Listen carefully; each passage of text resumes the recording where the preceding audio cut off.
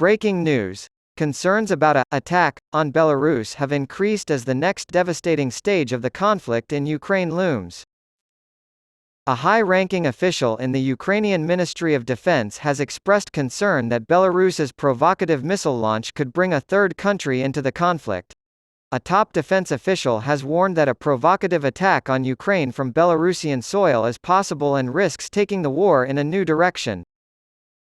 Because of the large number of Russian troops and resources in Belarus, a cunning Kremlin false flag operation should not be ruled out, according to Andriy Yusov, a representative of the main intelligence directorate of the Ministry of Defense. Yusov, while outlining an alternative scenario, echoed last week's comments by Ukraine Security Service, SBU, which claimed intelligence indicates a plan to bring a third country into the conflict.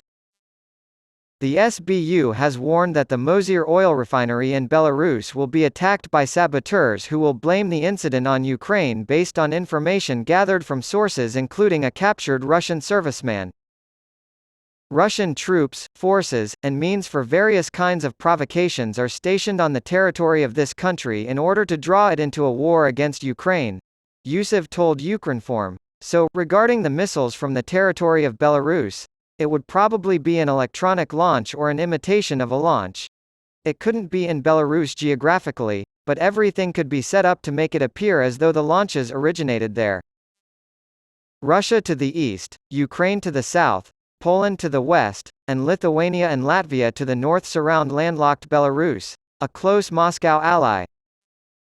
Russian special forces, operating under the guise of Wagner Group mercenaries, have been sent to Belarus, the SBU reported on Telegram, in preparation for an attack on the country's oil refinery. SBU employees received information about a planned terrorist attack in Belarus from several sources, the intelligence service claimed. Information was gleaned in particular from a Russian serviceman's testimony who was captured by Ukrainian defenders heading in the direction of Zaporizhia. Poland sent its military to its border last week after accusing Belarus of violating Polish airspace. Belarus has denied the allegations.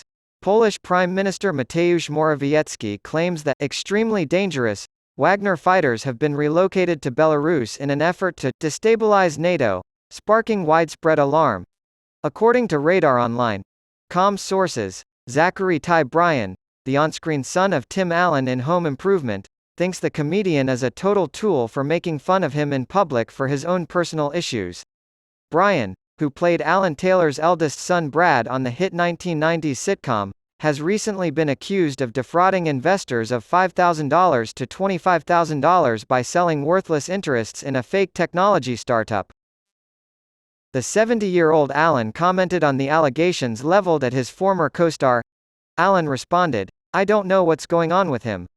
At some point, he diverged from the guy the first no to somebody who is reaching to circumstances over which I have no say or control.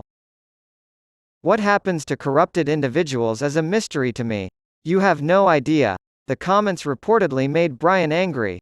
He insisted the tech project was not a shady scam, and claimed his fight with Johnny Faye Cartwright, the mother of 3 of his 7 children, in 2020 was exaggerated.